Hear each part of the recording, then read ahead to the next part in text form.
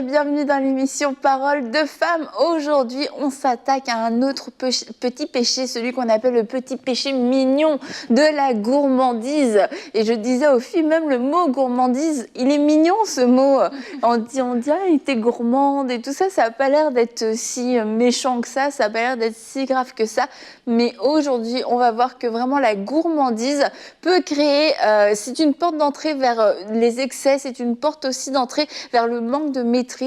Et certaines personnes souffrent vraiment, c'est pas juste un petit biscuit de temps en temps, c'est devenu un excès perpétuel et régulier qui peut amener de la prise de poids, on se sent plus bien dans son corps, qui peut aussi amener une fatigue.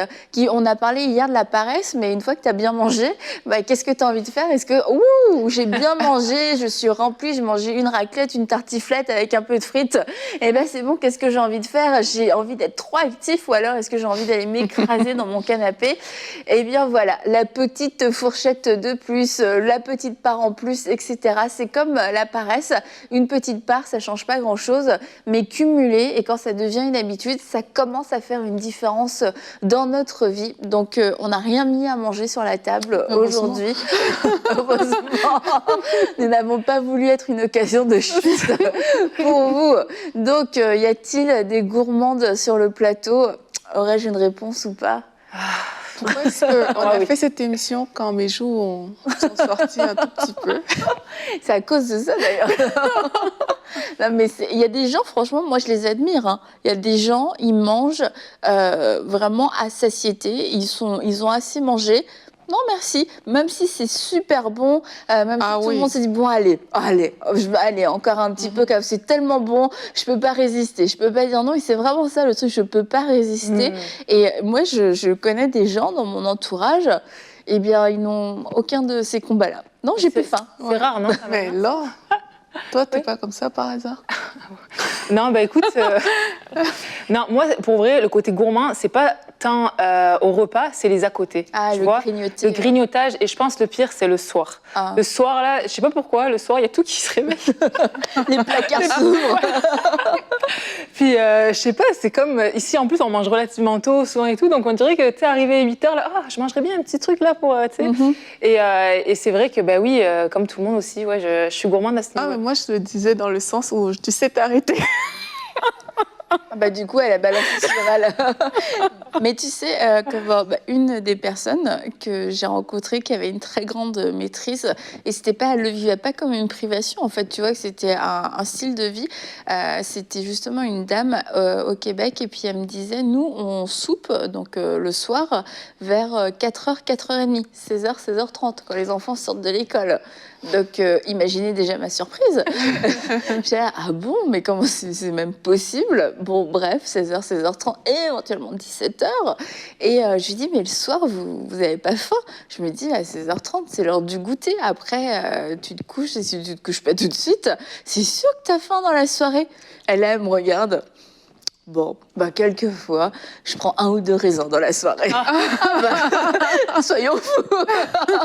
Non, franchement, je repense à elle souvent. Puis c'était ce qui m'interpelle, en fait, c'est que c'était une femme qui était très en forme. Elle était très tonique. Elle avait vraiment beaucoup d'énergie. Mais c'est ça pour une raison que j'ignore. Elle avait beaucoup de maîtrise d'elle-même, et ça a porté du fruit, en tout cas dans sa santé. Et je crois que c'est aussi un point à prendre en compte, c'est que au-delà de ce qu'on mange, au-delà de ce que on se permet, on peut rigoler et tout ça, c'est notre santé en fait, plus que notre physique, notre apparence, c'est notre santé, parce qu'à force de trop manger, de multiplier les petits plaisirs, un petit peu, encore ceci, encore je goûte, je prends encore, en fait c'est notre santé finalement qu'on est en train de mettre en jeu. Ouais, et puis il faut réaliser que notre corps est le temple du Saint-Esprit, parce qu'on ne s'appartient pas à nous-mêmes. Moi, c'est quelque chose qui me fait parfois me dire, j'ai pas le droit de faire n'importe quoi. J'ai pas le droit de juste laisser libre cours à mes envies. Et dans le domaine dont on est en train de parler, là, le sujet de la gourmandise, il y a une discipline vraiment personnelle qui doit s'installer dans notre vie. Et je sais, comme je t'ai partagé aujourd'hui à Annabelle, que quelquefois, c'est juste parce qu'on ne réussit pas à se mettre dans la tête d'un mince que on se livre en fait à tout ce qu'on a toujours connu. Il y a des personnes à qui on n'a jamais enseigné comment manger en fait. Ils ont juste vu la nourriture et puis on t'a dit, OK, t'as vu tes frères manger, t'as vu tes parents manger et t'as vu qu'ils mangeaient juste. Mais on n'a jamais pris le temps de te dire, en fait, la nourriture, c'est là pour entretenir ton corps. Ça t'apporte des nutriments nécessaires pour ton corps. Et une fois, en fait, que cette fonction est remplie, tu n'as plus besoin de manger. Il y a des personnes à qui on n'a pas appris ces choses-là. Et tu te retrouves avec un certain âge et tu es toujours dans les mêmes schémas de pensée où quand tu vois la nourriture, tu manges, tu te goinfres, tu te goinfres, tu te goinfres. C'est important de s'arrêter et de dire, mais quelle est la connaissance que j'ai par rapport à la nourriture? Je ne dis pas de faire un cours dessus, mais c'est vraiment des choses simples. Qu'est-ce que je sais aujourd'hui? Est-ce que la nourriture, pour moi, c'est quoi en fait? Définis la nourriture selon comment tu l'entends. Et sur cette base-là, décide aussi de te dire, mais je vais commencer à réfléchir comme quelqu'un qui prend soin de son corps. Donc, comme une personne, bon, aujourd'hui on dit une personne mince, c'est pas pour pointer du doigt, hein, mais c'est comme... Quelqu'un qui a une bonne relation avec la nourriture. C'est ça, effectivement. Qui prend soin de son... Ouais. Moi, j'ai écouté justement quelqu'un que moi, personnellement, j'estime qu'elle a une bonne relation avec la nourriture. Et on est en train de parler de quelqu'un qui mangeait plein de trucs. Et elle a dit, mais moi, je comprends pas qu'on puisse manger plus d'un. Mais déjà, quand tu es en face de toi, quelqu'un comme ça, tu dis, mais dans sa façon de réfléchir, tu vois que manger, je sais pas, je vais prendre le cas, par exemple, je sais pas, des yaourts. Manger plus d'un pot de yaourt, c'est pas normal. Quand on parle d'un pot de yaourt, de quoi on parle exactement?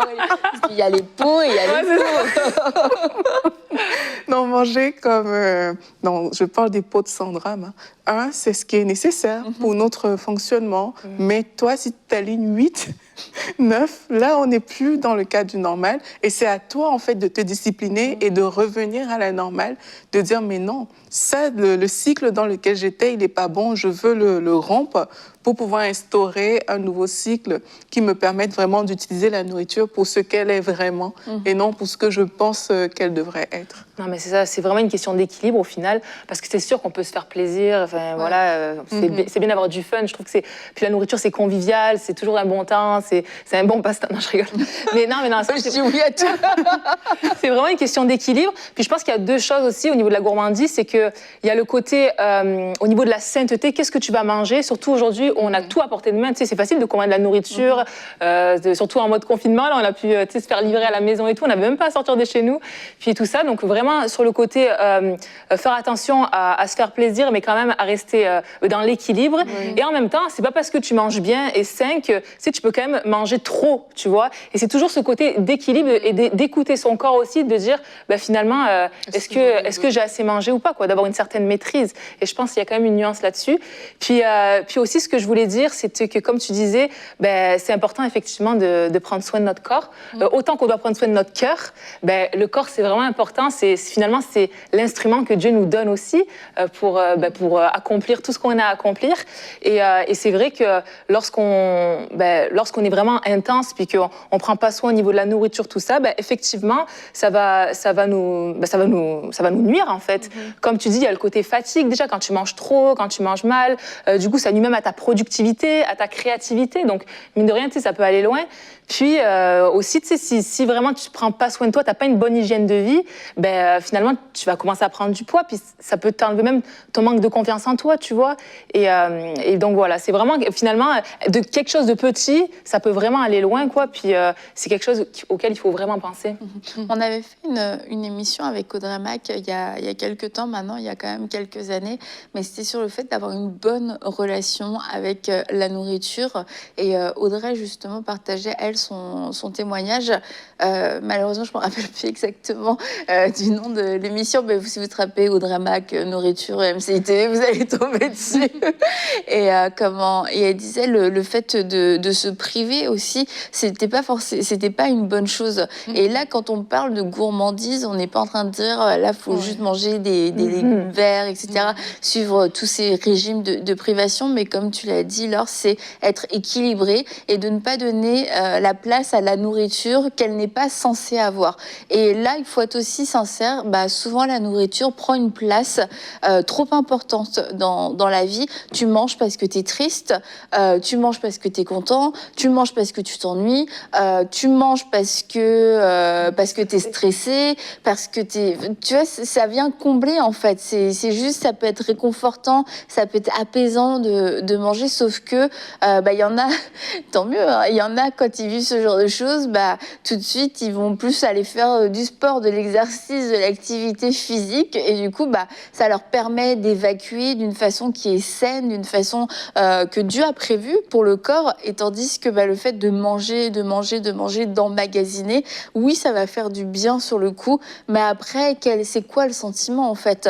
C'est quoi le sentiment que tu ressens quand tu as mangé parce que tu étais triste et que tu es rentré chez toi, finalement, tu t'es fait une pizza, tu as mangé après un pot de glace, et puis tu as encore après mangé du chocolat parce que tu étais un peu maussade, parce que c'était pas une belle journée, et puis tu manges ça, ta pizza, en regardant ta série sur Netflix. Sur le coup, c'est sûr, ça amène, on peut pas, je dirais pas le contraire, ça amène quelque chose de réconfortant, mais après tu te couches, tu te dis oh, j'aurais pas dû. J'ai trop mangé, à quoi ça a servi? Et puis ça peut, en fait, c'est ça, c'est que ça peut vite devenir une habitude. Donc c'est pas le fait de manger un petit chocolat, une pâtisserie, de se faire plaisir de temps en temps. Ça c'est sain et c'est équilibré. Mais c'est le fait de vivre sur cet excès, de vivre sur ce déséquilibre, surtout quand ça vient masquer quelque chose et ça vient combler finalement quelque chose que Dieu voudrait faire dans notre vie. Et puis ça arrive que certaines personnes aient besoin d'abandonner la nourriture. Il y a des gens qui ont besoin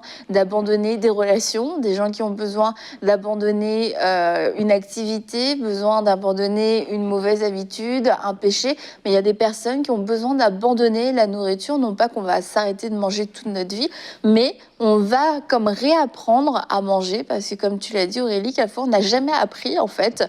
Nourriture égale quantité peut-être, et on n'a jamais appris à découvrir les goûts, à découvrir c'était quoi être rassasié. Et du coup, ça c'est un apprentissage que le Saint-Esprit veut, dans lequel il veut nous accompagner. Et puis par rapport à ce que tu disais, il faut remettre la nourriture à sa place. La nourriture n'est pas là pour, je sais pas, combler ton stress ou bien pour gérer tes émotions ou des choses comme ça. C'est vraiment important de remettre la nourriture à sa place et de la consommer dans cette orientation-là. Et aussi, pour beaucoup, comme on a vu, c'est que si vraiment il y a des personnes qui veulent combler des choses plus profondes à l'intérieur d'elles avec la nourriture, mais c'est bien d'attaquer ces problèmes-là. Et au lieu de se focaliser sur la nourriture, parce que beaucoup de personnes qu'on retrouve dans des régimes, dans différentes choses, chacun fait comme il veut, mais si le problème est plus profond que ça, mais là, ça amène un découragement terrible. Tu vois des gens qui ont essayé 5, 6, 7, 8 régimes, rien n'a jamais fonctionné, et puis là, il y a un laisser-aller total. Je fais juste plus rien, parce que le problème, il est beaucoup plus profond que juste aller ouvrir mon frigo, manger j'ai failli dire des chips, mais c'est pas dans le frigo. Peut-être chez toi, Aurélie, à côté du yaourt. Yaourt ou chips? Yaourt ou chips? Donc le problème, il est beaucoup plus profond que ça. Donc c'est d'identifier. Et sincèrement, moi, je pense qu'on peut prier pour des choses comme ça. Je connais une jeune fille qui a dû maigrir et tout parce que sa santé était déjà engagée. Et puis elle me disait qu'elle priait devant le Nutella pour résister. Je me disais, waouh! Mieux vaut ne même pas en avoir dans ces cas-là, je pense. C'est ça, tu vois. Il y a des personnes qui sont dans un environnement familial où tu te retrouves avec plein de choses comme ça que peut-être tu n'aurais pas acheté toi-même, mais qui craquent. Parce que c'est là, tu vois. Mais c'est possible. Franchement, quand elle me disait ça, pour moi, c'était extraordinaire. Donc, tu pries par rapport, pas pour manger, mais pour résister à quelque chose. Et elle a perdu beaucoup de poids, cette fille-là, en 1 an. Mais quand elle m'a expliqué son processus, j'étais impressionnée. Donc, on peut se placer devant Dieu pour dire, ça, c'est un géant dans ma vie. La gourmandise est un géant et j'ai besoin que cette chose quitte, en fait, et mettre en place des choses qui vont nous aider. Parfois, quand on a une envie qui vient par gourmandise, on pense que si on ne mange pas cette chose-là, on n'ira pas bien dans ta tête, tu vois, ça tourne et tout. Mais en fait, 5 minutes plus tard, parce que tu as résisté, tu vois que l'envie, elle n'est plus là. Et il faut se le dire que, OK, je ne mourrai pas parce que je n'ai pas mangé ça, je vais résister. Et c'est aussi en faisant des choses comme ça qu'on va réussir à... Et c'est sûr, il y a des choses qu'on peut mettre en place, des choses qui vont du coup nous aider à mieux nous équilibrer, puis à mieux identifier ce qui est bon pour nous, sans tomber encore une fois dans des privations extrêmes. Il y a cette maîtrise de soi qui dit, là je dis non, je dis stop. Oui, mon corps en a envie, mon âme en a envie, mais je dis stop. Ça, c'est de la maîtrise, c'est pas une privation, c'est pas une punition. On n'en a pas besoin en fait. Donc on est en train de rendre service à notre corps. Et du coup, ouais, voilà. Laure, toi, est-ce que tu as quelques petits conseils pratiques pour nous, aussi violents que ceux du ronflement? Écoute, vous allez me dire. Ouais, j'ai quelques conseils, j'en ai 5-6. Bon, il y en a beaucoup plus des conseils, mais on ne pouvait pas tout écrire. Donc, j'ai choisi quelques-uns qui... C'est facile, hein? Ouais, c'est facile, c'est ça. En tout cas, vous me direz. Donc, la première chose que j'ai marquée forcément, c'est être occupé, déjà. Comme tu dis, souvent, c'est lorsqu'on s'ennuie ou quoi, on est amené à manger, on est plus tenté, on va dire. Donc, c'est vrai que d'être occupé... En plus, ça va avec hier, on parlait de la paresse. Donc, tu vois, tu vas combler la paresse et en plus, tu vas combler la gourmandise en étant occupé. Donc, finalement, c'est pas mal. Ah oui, c'est vrai, souvent, tu es occupé, tu dis, j'ai même pas vu le temps passer. Ouais, c'est ça. Tu n'as pas pensé à manger parce que tu étais occupé sur d'autres priorités. Donc, même si ton corps t'envoie ces signaux habituels, ah, ce serait bien, c'est le temps de manger une glace, c'est le temps de manger un biscuit, c'est le temps de manger des chips, là, en fait, tu es occupé, c'est une bonne chose. C'est ça. Puis pour le stress, ça peut être une activité sportive ou un loisir ou peu importe quoi qui va juste te permettre de te détendre. Et plutôt que d'aller manger, tu vas juste te concentrer sur autre chose. Donc, ça peut vraiment être une bonne chose. Sinon, donc là, j'avais autre chose. Ça, c'est quelque chose que j'aime personnellement, comme j'en avais parlé tout à l'heure aux filles, là, mais c'est, je sais pas si vous connaissez, mais c'est des fruits congelés, en fait. Donc, moi, c'est quelque chose que j'aime beaucoup. Je trouve que c'est une belle alternative où tu sens que tu peux te faire plaisir, mais c'est quand même plus sain. Et en fait, l'idée, c'est vraiment moi, j'achète mes fruits, je les lave, je les coupe, je les mets au congélateur. Puis, en fait, c'est vraiment quelque chose... Tu manges ça, t'as l'impression de manger une glace. Mais pour vrai, pour moi, c'est comme des bonbons, là. Moi, je suis fan des fraises, là, sucrées. Ah, mais c'est super bon. En plus, c'est froid, donc tu manges ça lentement et tout. Puis, perso, moi, je suis vraiment fan. Donc, j'en parle à tout le monde. Si vous n'avez pas essayé, je vous encourage à essayer ça. T'as découvert ça il y a longtemps? Ça fait un petit bout, là, maintenant. Ouais.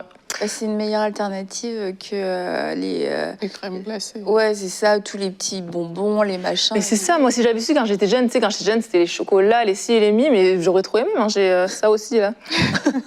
Sinon, donc, il y a autre chose, donc c'est se brosser les dents. Voilà. Donc, oui, figure. Donc, la première chose, quand j'ai lu ça, je me dis, c'est vrai qu'une fois que je me brosse les dents, est-ce que j'ai vraiment envie de remanger pour me les relaver après? Mais figurez-vous que lorsqu'on se brosse les dents, apparemment, ça envoie un message au cerveau que le repas est terminé. Oh. Et en plus, le goût mentholé, apparemment, réduirait l'envie de manger du sucre ou autre chose. Donc, écoutez, essayez. Je l'ai vu sur plusieurs articles, donc ça doit être vrai. Hein? Ensuite, quelque chose d'assez intéressant, je trouve, c'est le fait de dormir assez.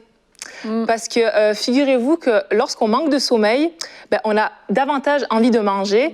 Et en fait, pourquoi? Parce que ne pas dormir suffisamment entraîne une diminution de l'hormone de satiété, donc la leptine, et une augmentation de la gréline, j'espère que je le dis bien, une hormone qui stimule l'appétit. Donc je trouve ça super intéressant. Moi, c'est quelque chose que je ne savais pas. Donc si c'est votre cas, c'est peut-être que vous ne dormez pas assez, que vous voyez que vous avez tout le temps faim, vous avez des envies sucrées, salées pour... Vous savez... Non, mais c'est vrai, on peut se poser la question. Si on dort assez, je trouve ça super intéressant. Plutôt que de regarder ton film à 10h avec tes chips, là, tu arrêtes d'être paresseux, tu arrêtes d'être gourmand, tu vas dormir, après tu te laves les dents. C'est ça. Puis en parlant de regarder un film, justement, c'est vrai que des fois, on aime bien aussi manger devant la télé. Ça arrive, moi ça m'arrive souvent, c'est vrai, des fois, ça m'arrive. En plus, ils mangent. Tu regardes les gens dans la télé, ils mangent eux. Les gens du film. Ah oui, ok. Mais c'est vrai que ça peut nous arriver de manger dans la télé. Mais en fait, ce qui se passe, c'est que lorsqu'on mange en regardant la télé, notre cerveau, il se concentre pas sur le fait de manger, mais il se concentre sur ce qu'il voit. Du coup, ça l'empêche d'envoyer le signal comme j'ai plus faim en fait. Okay, parce que tu peux manger sans faim. Alors. Voilà, tu manges sans faim, tu te rends pas compte que tu peux avaler plus que. Ouais, c'est ça. Donc moi, je trouve ça quand même intéressant. Et pour finir, donc j'ai marqué après, c'est quelque chose qu'on sait déjà, mais éviter de faire ses courses le ventre vide. Ah ouais, ça. Voilà. Ah oui. Là, c'est là où tu achètes tout et n'importe quoi. Enfin, voilà. Ça, c'est... Ah, wow. Donc, c'est sûr. Mais il y a... Moi, bon, c'est pas des conseils comme les tiens, mais les gens qui ont faim peuvent boire de l'eau. Ouais. Non, mais c'est vrai. Ça aide souvent. Et acheter des petites assiettes aussi, moi, je trouve ça bien. Parce que la grosse assiette, c'est une invitation à manger beaucoup plus que ce qu'on a parfois besoin. Alors que la petite, t'as ta portion. Et si tu es devant un film, dans ce cas-là, quand ta portion finit, mais tu sais que tu as pris ta portion. Et ça peut aider aussi beaucoup de personnes. Non, ça, c'est vrai. Hein. Si tu manges des pop-corn ou n'importe quoi, bah, c'est mieux de le mettre dans un bol parce que déjà, tu auras la flemme de te lever pour être servi. Et ça te garde, en fait, parce que quand tu plonges ta main, tu perds complètement le fil. Et puis là, tu arrives à la fin, mais qu'est-ce qui s'est passé? C'est pas possible. C'est pas possible que ce soit moi qui ai tout mangé. Mais c'est des petites choses. Encore une fois, ça peut paraître peut-être anodin, mais je crois que la gourmandise, ça concerne beaucoup de personnes. Et puis, c'est ces petits conseils à mettre en place qui peuvent faire toute la différence. Et là, quand on va au-delà de la petite gourmandise, cette gourmandise qui n'est pas bonne quand même parce que ça nous donne trop de sucre, trop de gras, etc. On peut même aller jusqu'aux excès de table. Et là, vraiment, la Bible, c'est même étonnant à quel point ça a l'air horrible et que ce ne soit pas une bonne chose. Mais dans Luc 21, on lit « Faites bien attention à vous-même de peur que votre cœur ne devienne insensible au milieu des excès du manger et du boire et des soucis de la vie. » Et en fait, on se rend compte que le fait de manger, de beaucoup manger, de passer énormément de temps à manger, ça va te rendre spirituellement insensible. Ton cœur va commencer à devenir insensible aux choses de Dieu. Donc, c'est plus difficile de prier, c'est plus difficile d'entendre la voix de Dieu. Donc, tu te rends compte, est-ce que vraiment pour un paquet de pop-corn, est-ce que je veux sacrifier ma relation avec Dieu? Est-ce que je veux sacrifier cette parole pour laquelle je prie depuis des mois? Je pense à des mères qui prient pour le salut de leurs enfants, mais en fait, peut-être que c'est juste trop d'excès et de distraction au niveau de la nourriture qui font que c'est plus difficile pour vous de prier. Et quand ce sera le temps de prier pour vous le soir, ce sera le temps pour vous d'intercéder pour vos enfants, vous choisissez de manger ou vous êtes trop fatigué parce que vous avez trop mangé. Et je sais que mis comme ça peut sembler genre horrible, mais c'est vraiment l'impact que trop de nourriture peut avoir. Quand on dit des excès de table, on a l'impression que c'est des ogres et tout ça qui mangent, mais c'est juste trop de nourriture. C'est ça que ça veut dire, trop de nourriture. Ça nous rend anesthésiés spirituellement et ça nous fait passer à côté du meilleur de Dieu et de la plénitude, en fait. Quand on dit que c'est un peu dur, je trouve. Mais c'est vrai. Il y a une phrase que Joyce Meyer avait dit un jour qui m'avait vraiment choquée. Elle disait que si tu ne peux pas résister à un petit gâteau, mais comment est-ce que tu vas faire pour résister à un démon, quoi? Mais c'est vrai. Tu imagines à quoi elle a comparé, tu te dis, waouh, il y a vraiment un travail à faire là-dessus. Et par rapport à ce que tu dis, c'est vrai, hein, sincèrement. Quelqu'un qui a trop mangé, moi en tout cas, quand je mange beaucoup, prier, ça devient difficile parce que ton corps est lourd, tu as juste envie de t'affaler et puis tu ne vas pas tenir longtemps. Par contre, quand on prend des temps de jeûne, mais tu tiens longtemps. Et c'est un peu bizarre parce que on a tendance à se dire, mais en fait, je suis faible quand je n'ai pas mangé. Mais spirituellement, c'est comme si, je ne sais pas, il y a une loi quelque part en fait, qui fait en sorte que, mais tu n'as pas mangé, mais parce que tu décides de t'approcher de Dieu dans le jeûne et la prière. Mais là, tu tiens. Tu tiens et ton corps est soumis, en fait, par rapport à ça. Et c'est un très bon exercice, hein. Je crois qu'est le jeûne pour soumettre sa chair. Parce que plus tu manges, plus ton estomac en demande. D'ailleurs, on dit que ton estomac, il grossit pour s'adapter, en fait, aux quantités que tu manges. Donc, plus tu vas en prendre, plus il va t'en demander. Mais à un moment, il va falloir le soumettre, en fait. Il va falloir décider que c'est pas ton estomac qui te commande. C'est vraiment toi qui es le maître de ton corps. Et décider de prendre des temps de jeûne, ça aide de dire, OK, là, je ne sais pas quel type de jeûne spécifiquement, mais choisir de briser ce cycle-là, en fait, où c'est la nourriture qui vient toujours pomper. C'est pas évident. Je ne pense pas que ce soit évident, mais Il faut se donner les moyens de le faire. Et plus tu vas le faire, mais plus tu vas réaliser qu'en fait, hier encore, mon ventre, il grognait. On dit que c'est les 3 premiers jours de jeûne, c'est les plus terribles. Donc, ouais, c'était dur, mais j'ai tenu. J'ai tenu. Et juste pour ça, je ne ferai pas que 3 jours, je ferai plus. Parce qu'il faut le corps, on négocie pas avec son corps. Hein. La chair va toujours vouloir prendre des choses et t'amener loin de Dieu. Mais on négocie pas avec sa chair. C'est de dire, OK, si ça prend ça pour que tu sois discipliné, ben, je veux le mettre en place. Et le fait de jeûner, dans un premier temps, si on a du mal à se maîtriser avec la nourriture et c'est vraiment un défi pour vous, le fait de jeûner, en fait, ça va créer comme une séparation claire et nette et ça va marquer un avant et un après. Là, maintenant, ça suffit. Je renonce à ces habitudes, je renonce à la gloutonnerie, je renonce à la gourmandise, je renonce aux excès de table. Et le fait, c'est ça, de jeûner, ça brise, en fait. Ça brise comme l'emprise, ça brise l'addiction. Après, on peut entrer dans un jeûne, dans une vie de jeûne qui va être régulière, où le jeûne fait partie tout simplement de votre vie. Soit vous avez des moments dans le mois, où vous avez un jour de jeûne, 2 jours de jeûne dans la semaine. En tout cas, peu importe comment le Saint-Esprit vous dirige, mais en fait, c'est difficile d'avoir cette vie de jeûne régulière quand on se bat avec la nourriture, parce que au final, oui, c'est le gâteau contre le démon, dans le sens où Dieu t'appelle à plus de consécration. Dieu t'appelle à vivre plus, mais tu es toujours retenu par de la nourriture. Ah non, mais c'est un repas, mais non, je peux pas manger ça. Ah non, mais j'ai trop faim, mais non, il y a encore une sortie. Et c'est sûr que lorsque on publie un jour de jeûne, même un repas de jeûne, c'est le jour où tout le monde vous invite à manger. Oui. Et les odeurs on sont vous amène. Agréables. Voilà, mais tu te dis, c'est le prix à payer, ça vaut la peine. Ça vaut la peine de dire non. La nourriture, sincèrement, pour la plupart d'entre vous, il y en aura encore à la fin de votre jeûne, il y en aura encore la semaine d'après, et on est en train de rien perdre, et on est en train d'apprendre à se nourrir du pain de vie, à se nourrir de Jésus lui-même. Et c'est aussi important pour les personnes justement qui ont jeûné de ne pas revenir avec les mauvaises habitudes.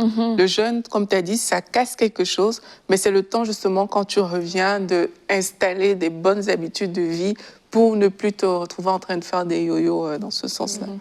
Tu voulais ajouter? Non, c'est ça. Vraiment nous encourager à marcher dans la sainteté. Finalement, la sainteté, c'est aussi dans la nourriture, quoi, finalement. Puis, non, c'était super bon. On ne veut rien laisser, en fait, venir entraver notre relation avec Dieu, ni notre croissance spirituelle. On l'a vu hier, la paresse, aujourd'hui, la nourriture. Et ça peut sembler des choses anodines, ça peut sembler des choses qui sont pas si graves que ça. Parce que si je mange un paquet de chips, à qui est-ce que je fais du mal? Mais si ça vient me priver d'un moment avec le Seigneur, si ça vient me priver dans ma communion avec lui, si ça vient ralentir ma consécration, en fait, il y a un problème. Et c'est maintenant que je dois me lever, je dois prendre autorité, je dois être courageuse et je dois dire non, je ne me ferai pas voler ma destinée, je ne me ferai pas voler mes promesses, je ne me ferai rien voler à cause d'une part de gâteau, à cause d'un manque de maîtrise. Et je crois que le Saint-Esprit veut venir vous aider. Et on va prier pour vous avant de terminer cette émission. Seigneur, on te remet nos alimentations, on te remet notre rapport avec la nourriture. On prie d'avoir un rapport qui soit sain, qui soit équilibré, que tu viennes nous parler au cours de la préparation des repas, mais aussi au cours des repas, nous dire lorsque c'est terminé, lorsque nous sommes rassasiés, lorsque notre corps a assez mangé. Merci parce que Saint-Esprit, tu viens nous éduquer dans ce domaine, parce que notre corps est ton temple, est ta maison, et nous voulons que tu te sentes bien dans cette maison. Nous voulons que notre corps soit un canal de vie, soit porteur de ta vie, nous permette de faire ta volonté et ne soit pas au contraire l'inverse, ne soit pas un frein. Et nous voulons être sages avec ce corps que tu nous as donné. Nous voulons en prendre soin comme toi tu veux qu'on en prenne soin. Nous voulons l'utiliser, nous voulons le nourrir avec ta sagesse. Alors Saint-Esprit, merci de venir nous diriger repas après repas, jour après jour dans cet apprentissage. Amen. Amen. Alors soyez attentifs à la voix du Saint-Esprit. On va se retrouver demain pour une prochaine émission de Paroles de Femmes.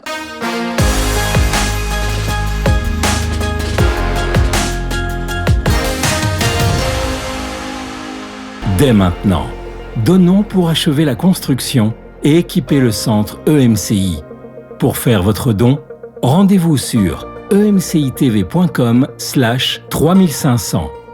Vous pouvez donner en une seule fois ou en plusieurs mensualités.